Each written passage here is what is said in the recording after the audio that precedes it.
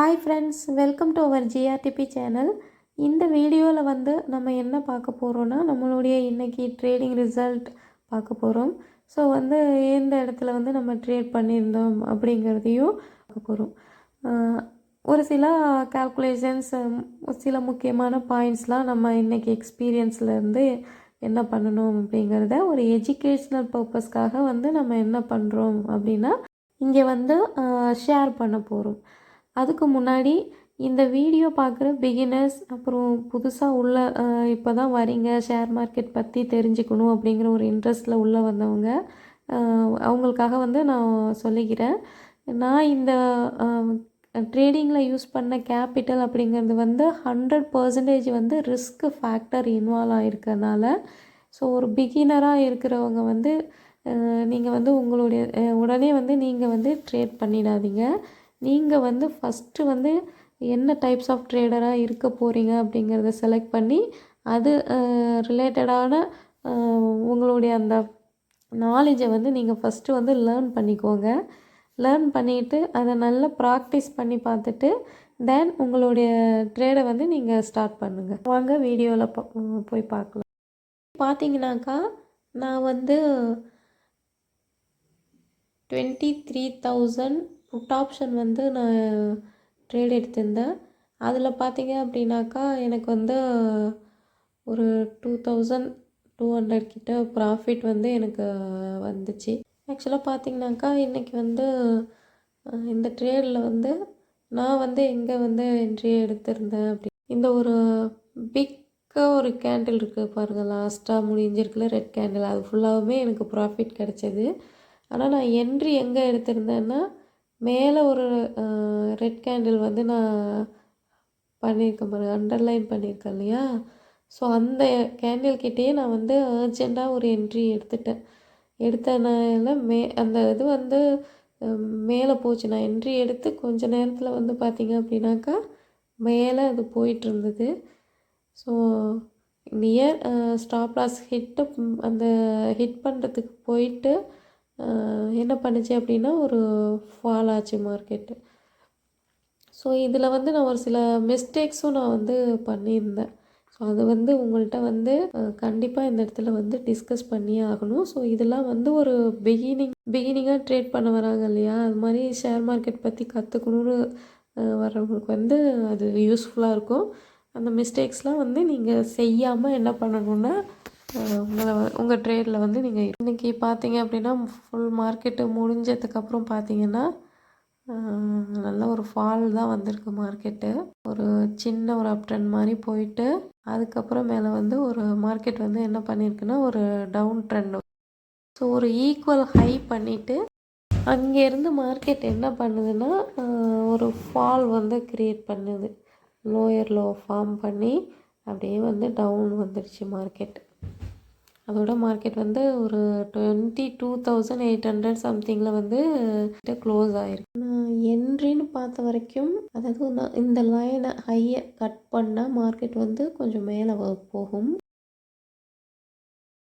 இந்த லைனு கீழே வந்தது அப்படின்னா மார்க்கெட் வந்து ஃபால் ஆகும். ஸோ அதே மாதிரி அந்த பெரிய கேண்டில் வந்து அதை வந்து இது வந்து லாஸ்ட்டாக வரைஞ்சிருக்குது, இது வந்து அந்த டே லோ, ஃபஸ்ட்டு லோ, அதை வந்து மார்க்கெட் வந்து என்ன பண்ணுது அப்படின்னா கட் பண்ணுன்னா மார்க்கெட் வந்து கீழே போகும். ஸோ அதே மாதிரி எல்லாத்தையுமே வந்து கீழே உடைச்சிட்டு நல்லா ஃபால் வந்து கொடுத்துருக்கு. நம்ம ஒரு கேண்டிலோட நம்மளுடைய டார்கெட் முடிஞ்சிடுச்சு அப்படின்னு சொல்லிட்டு வந்துட்டோம்.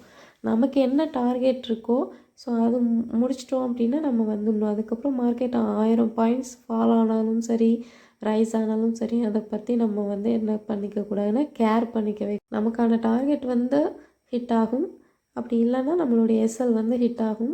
அதுக்கப்புறம் மார்க்கெட் வந்து மேலே போச்சு கீழே போச்சுன்னு நம்ம எந்த ஒரு ஒரியும் பண்ணவே கூடாது. இப்போ வந்து எனக்கு வந்து இன்றைக்கி வந்து பார்த்திங்க அப்படின்னா ஒரு அபவ் 2,000 ருபீஸ் கிட்ட ப்ராஃபிட் கிடச்சிருந்தது. ஆனால் நான் வந்து ஒரு சில மிஸ்டேக்ஸ் வந்து பண்ணியிருந்ததாக ஃபீல் பண்ணுறேன். அதனால் வந்து எனக்கு அந்தளவுக்கு இந்த ப்ராஃபிட்டில் வந்து ஒரு ஹாப்பினஸ்ஸே இல்லை. என்ன அப்படின்னா என்னோடய எஸ்எல் அப்படிங்கிறது பொறுத்த வரைக்கும் எஸ்எல் வந்து நம்ம எப்படி கொடுப்போம் அப்படின்னா ரெகுலராக நம்ம வந்து இந்த ட்ரேட்ஸ்லாம் பார்த்தா 10 to 20 பாயிண்ட்ஸ் தான் நான் சொல்லியிருப்பேன். ஆனால் என்ன அப்படின்னாக்கா இதில் வந்து 30 பாயிண்ட்ஸ் நான் வச்சுருந்தேன். இந்த கேண்டில்கிட்ட நான் என்ட்ரி பண்ணிட்டேன். பண்ணனால நான் என்ன பண்ணேன்னா மார்க்கெட் வந்து கொஞ்சம் மேலே போயிருக்கு பாருங்கள். ஸோ நியர் அந்த எஸ்எல் வந்து ஹிட் பண்ணுற அளவுக்கு போயிடுச்சு.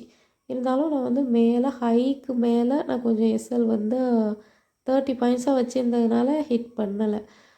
அது வந்து ஒரு மிஸ்டேக் தான். எனக்கு ரெகுலராக என்ன நம்ம வைக்கிறோமோ அதுதான் வைக்கணும்.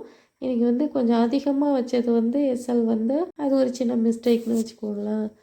இருந்தாலும் இன்றைக்கி எஸ்எல் வந்து அந்த இடத்துல நான் வச்சது வந்து எனக்கு சேஃப்டியாக தான் இருந்தது.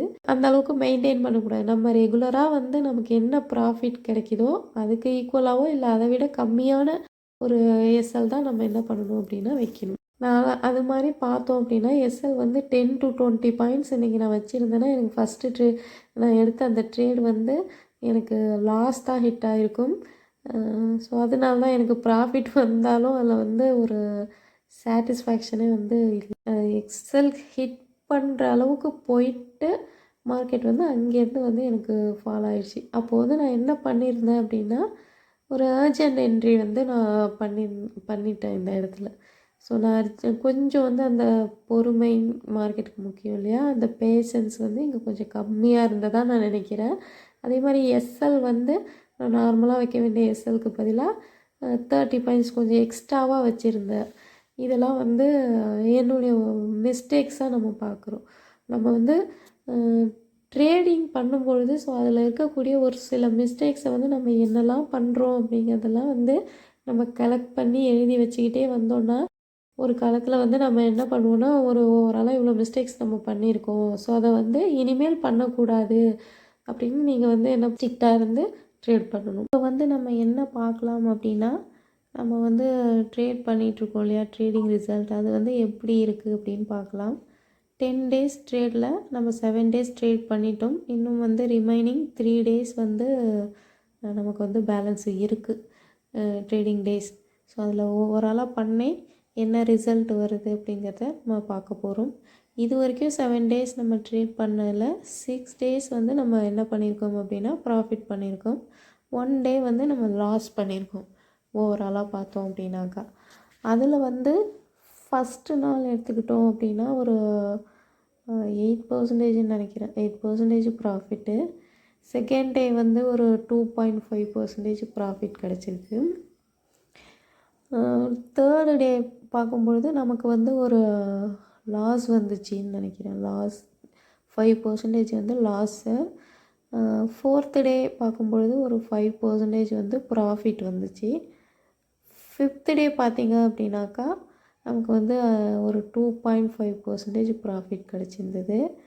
சிக்ஸ்த்து டே பார்த்திங்க அப்படின்னாக்கா ஒரு 6.5% ப்ராஃபிட் கிடச்சிது.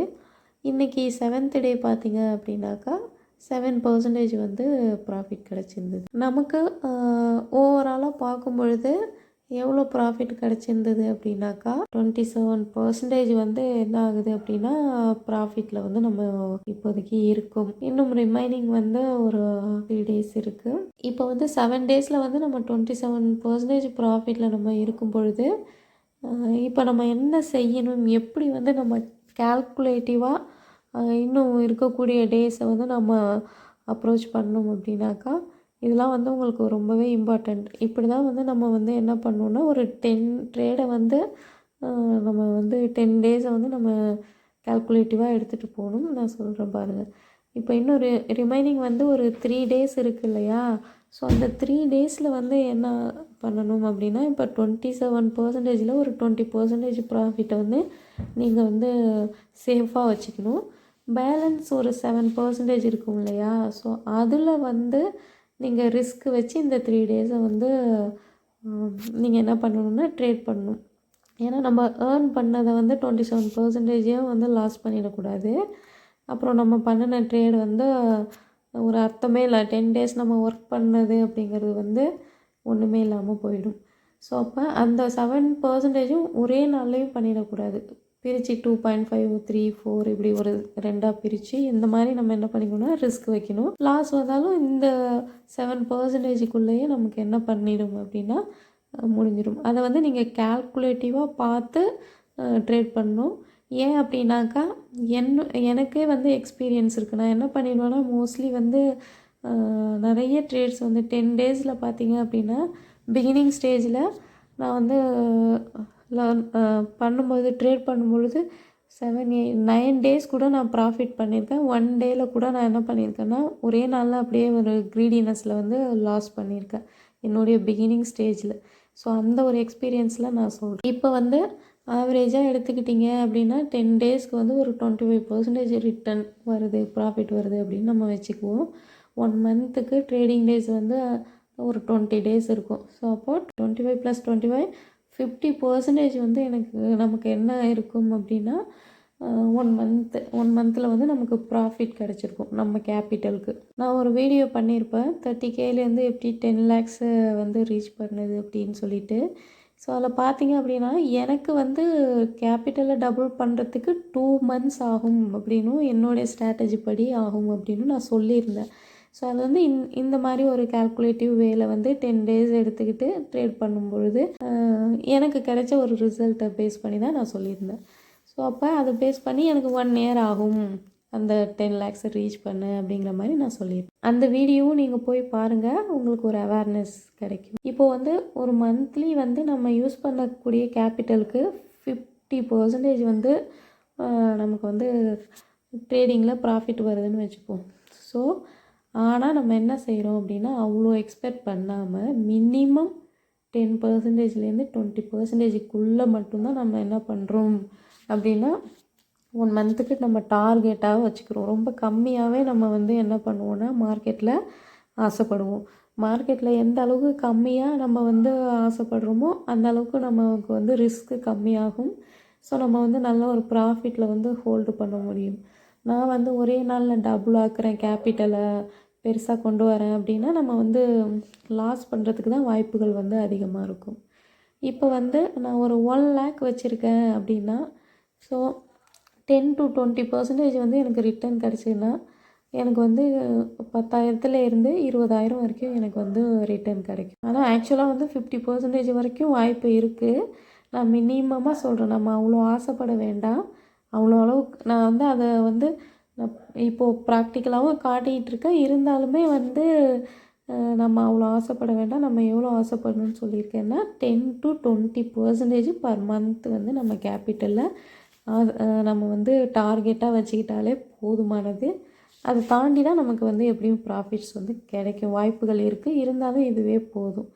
இந்த அமௌண்ட்டே வந்து மந்த்லி சேலரியாக யோசிச்சு பாருங்கள். எவ்வளோ பேர் வந்து 10,000க்கு கீழே வந்து மந்த்லி சேலரி வாங்குகிறவங்க இருக்காங்க. இந்த வீடியோ பார்க்குற பிகினர்ஸ் கூட எவ்வளோ பேர் இருக்காங்க அப்படின்னு யோசிங்க. நிறைய பேர் வந்து அந்த அளவுக்கு இருக்காங்க. அவங்களாம் வந்து ஒரு 9 to 5 அந்த மார்னிங் வந்து 9 o'clock வந்து ஒர்க்கு போனாங்க அப்படின்னா 5 மணிக்கு தான் அந்த ஜாப் முடிஞ்சு வரணும். ஸோ அப்படி அவங்கெல்லாம் ஒர்க் பண்ணி 1 month வந்து கழித்து இந்த சேலரியை வந்து அவங்க பார்க்க முடியும். நம்ம வந்து ஜஸ்ட் 2 hours போதும் இந்த மார்க்கெட்டில் வந்து நம்ம ட்ரேட் பண்ணி ப்ராஃபிட் வந்து பண்ணுறதுக்கு. பர் டேக்கு ஒரு 2 hours கிடச்சிதுன்னா 2 hours கூட நான் வந்து மேக்ஸிமமாக தான் சொல்கிறேன் நம்ம யூஸ் பண்ணக்கூடிய ஸ்ட்ராட்டஜிக்கு. இருந்தாலும் வந்து நான் ஆவரேஜாக வச்சு சொல்கிறேன். நமக்கு வந்து 15 minutes கூட போதுமானது. மார்க்கெட்டை வாட்ச் பண்ணுறதுக்கு ஒரு 1/2 an hour. அதில் ட்ரேடிங் ஆப்பர்ச்சுனிட்டி வரும்போது நம்ம டைரெக்ஷனில் மார்க்கெட் வந்து 10 to 15 minutes இருந்தாலே நம்ம ஒரு நல்ல ட்ரேட் பண்ணிவிட்டு வெளியில் வர முடியும். ஸோ இந்த மாதிரி ஏர்னிங் ஆப்பர்ச்சுனிட்டி உள்ள ஒரு ஃபீல்டில் லேக் ஆஃப் நாலேஜ்னால் நம்ம என்ன பண்ணுறோம் அப்படின்னா அந்த ஏர்னிங் ஆப்பர்ச்சுனிட்டி அப்படிங்கிறதே வந்து நம்ம வந்து என்ன பண்ணுறோம் அப்படின்னா ஒரு ஸ்பாயில் பண்ணிட்டு இழந்துக்கிட்டு இருக்கோம். நம்ம அந்த ஏர்னிங் ஆப்பர்ச்சுனிட்டியை வந்து நம்மளே என்ன பண்ணிக்கிறோம் அப்படின்னா இழந்துகிட்ருக்கோம். சரியான ஒரு ரிஸ்க் மேனேஜ்மெண்ட், மணி மேனேஜ்மெண்ட்லாம் ஃபாலோ பண்ணாமல், ஒரு கால்குலேட்டிவாக இல்லாமல், நம்ம என்ன ட்ரேட் பண்ணுறோம் அப்படிங்கிறது இல்லாமல் இஷ்டத்துக்கு வந்து கேபிட்டலை வந்து நம்ம இஷ்டத்துக்கு எடுத்துகிட்டு வந்து அதில் போட்டு நிறைய லாஸ் பண்ணுறோம் க்ரீடினஸ்னால். ஸோ மார்க்கெட்டை பொறுத்த வரைக்கும் நம்ம ஒரு க்ரீடினஸ் இல்லாமல் எந்த அளவுக்கு நம்ம வந்து இருக்குமோ ஸோ எப்படி என்டர் ஆகுறோமோ க்ரீடினஸ் இல்லாமல் நம்ம என்டர் ஆனோம் மார்க்கெட்டில் அப்படின்னா நம்ம டெஃபினட்டாக வந்து என்ன பண்ண முடியும் அப்படின்னா ஒரு நல்ல ஒரு ப்ராஃபிட் வந்து earn பண்ண முடியும். ஆனால் ஒரு பிகினராக வர்றவங்களே ஷேர் மார்க்கெட்டுக்குள்ளே என்டர் ஆகும்போதே நம்ம என்ன பண்ணுறோம் அப்படின்னா ஒரு க்ரீடினஸோடு தான் உள்ளே வரும். நம்ம அதில் வந்து ₹1,00,000 எடுத்துகிட்டு வந்தால் ₹1,00,000 பண்ணிடலாம், 2 lakhs பண்ணிடலாம். ஸோ இந்த மாதிரி தான் நம்ம வந்து என்ன பண்ணுறோம் அப்படின்னா உள்ளேயே வரும். அதனால தான் நம்ம வந்து லாஸ் பண்ணுறோம்.